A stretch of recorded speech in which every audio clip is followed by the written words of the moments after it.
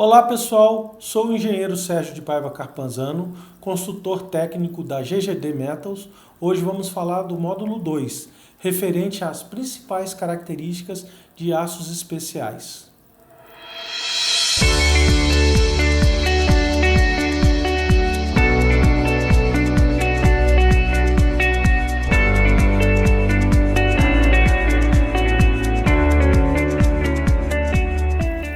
Neste slide, iremos mostrar para vocês a classificação dos aços especiais para construção mecânica, inoxidáveis e aço ferramenta.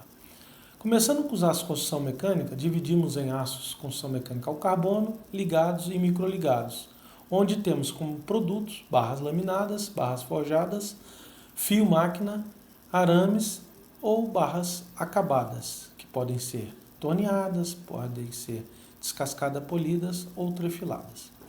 Para a classificação dos aços inoxidáveis, vamos tratar apenas de 3 famílias: os aços inoxidáveis austeníticos, martensíticos, que são aqueles endurecidos por tratamento térmico de têmpera e revenimento, e por último os ferríticos, também seguindo as mesmas características de produto: barra laminada, forjada e fio máquina. E finalmente a classificação dos aços ferramenta, onde iremos abordar os aços ferramenta para trabalho a quente, para trabalho a frio e para molde plástico, nas mesmas condições de materiais fornecidos, laminados, forjados e fio máquina.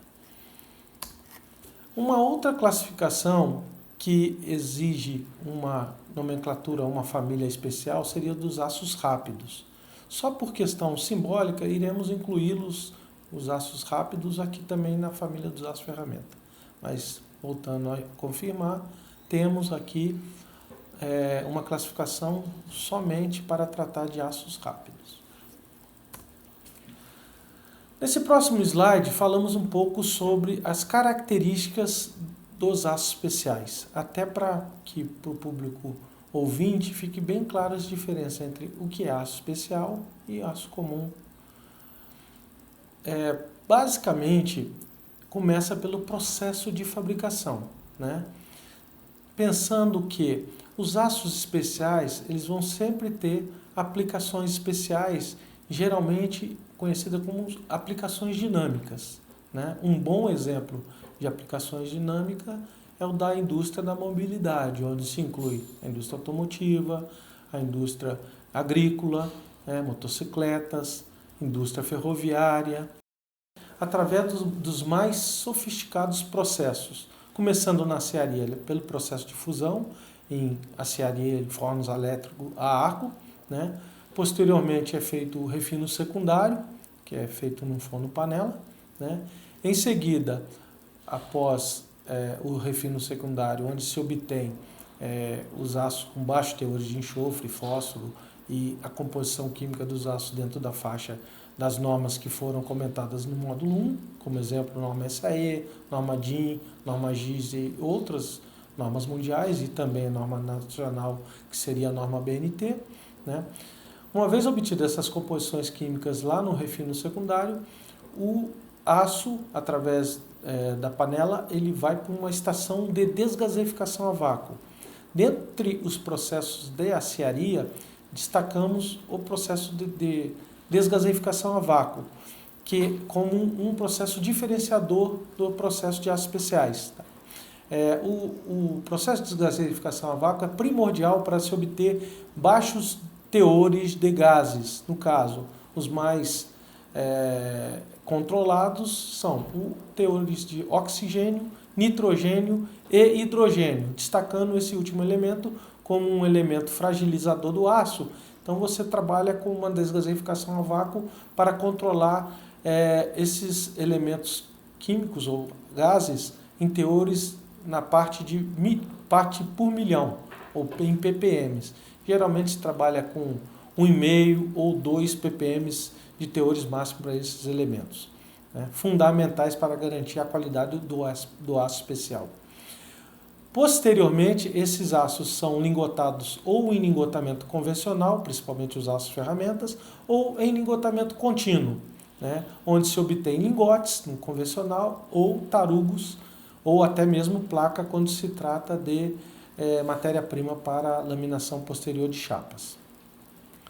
Finalmente, após obtido a matéria-prima da cearia, que são os tarugos e os lingotes, o processo seguinte são processos de conformação mecânica quente, onde destacamos os dois principais: forjamento a quente, que se dá através da forjaria em prensas hidráulicas de grandes capacidade, que podem variar de 1.000 até 10, 12 mil toneladas, ou em laminadores de última geração, onde são feitas as laminações de barras, nas geometrias redondas, nas geometrias quadradas, geometrias chapas ou até mesmo, em alguns casos, perfis laminados a quente. Temperaturas até 1.200 graus. Finalmente, caminhamos para os processos especiais de acabamento e tratamento térmico, onde são realizados em equipamentos com rígido controle de processo, para garantir ao final da fabricação dos produtos, sejam eles barras laminadas, barras forjadas ou até mesmo fio-máquina, a garantia final da qualidade desses produtos compatíveis com as exigências de mercados e especificações de normas internacionais ou normas de clientes. Construção mecânica são classificados em aço carbono, microligados e ligados, e os inoxidáveis e os aços ferramentas, que serão o palco dessa apresentação.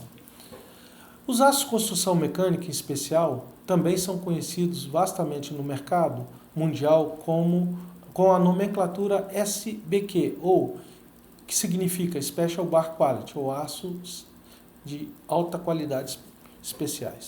Entrando no mérito do início da palestra sobre o módulo 1, que referia-se a especificações de materiais conforme classificação SAE, a primeira característica que estamos destacando aqui são as faixas estreitas de composição química.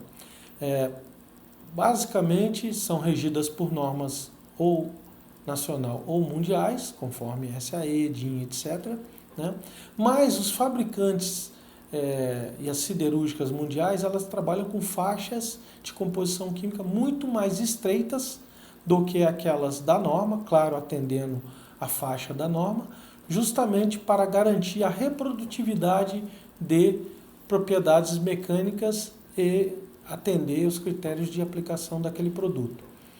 Uma outra característica que destacamos são os baixos níveis de elementos residuais, né, e contaminantes. Podemos destacar entre eles os teores de fósforo, enxofre, né, os teores de gases, que também estamos falando no terceiro tópico, e já comentamos anteriormente da importância da desgaseificação a vácuo para se ter garantia de teores de gases.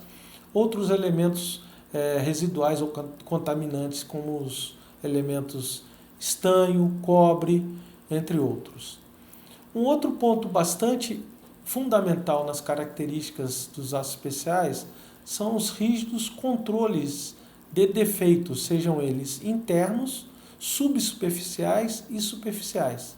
Para isso é que existem controles de processos rígidos durante todas as etapas de fabricação do aço, desde da cearia até os processos de conformação a quente e, finalmente, tratamento térmico e acabamento mecânico, através de trefilação, descascamento ou torneamento.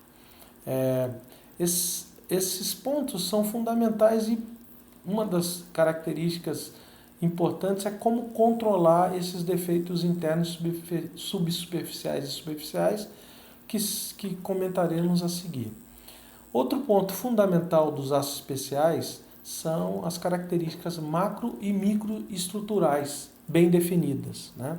Quando se tem produtos que vão ser utilizados na indústria da mobilidade, exemplificando mobilidade, se trata de produtos que vão ter aplicações dinâmicas, exemplo, um item de suspensão do automóvel, né, eixos que giram a milhares de rotações por minuto, né, componentes de máquinas que vão estar sempre em movimento, sofrendo vários tipos de tensão, seja ela trativa, né, esforços compressivos, esforços de flexão, né, e em que o material vai ter que ter a necessidade de resistência mecânica, resistência ao impacto, tenacidade, também conhecido como resiliência, né?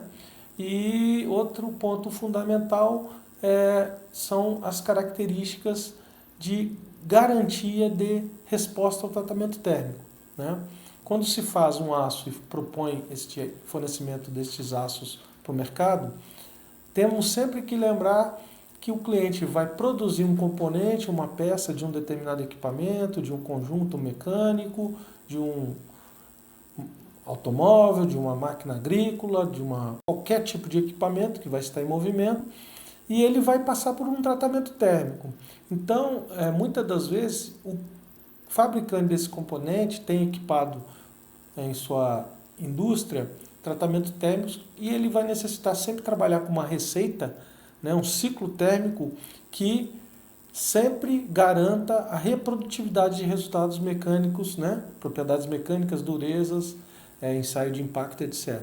Então essa questão e resposta ao tratamento são fundamentais, né? E como adiantei, as propriedades físicas e metalúrgicas, né, pré-definidas de acordo com a aplicação. Muitas das vezes essas características são definidas, como eu disse anteriormente, em normas técnicas do cliente ou normas internacionais. A reprodutividade de propriedades mecânicas, como afirmei anteriormente, né? E não diferente das características anteriores, temos os últimos tópicos, tão importante quanto o atendimento das normas nacionais e internacionais, ou normas de clientes, a certificação e garantia da qualidade, que se dá através dos certificados de qualidade, né, e de um sistema que garanta, né, a gente chama de sistema de garantia da qualidade, empregado por todos os grandes fornecedores, sejam as usinas siderúrgicas, os grupos siderúrgicos ou os distribuidores de aços especiais, como no caso a GGD Metals, né? E as usinas que fornecem esses materiais são exigidas certificações.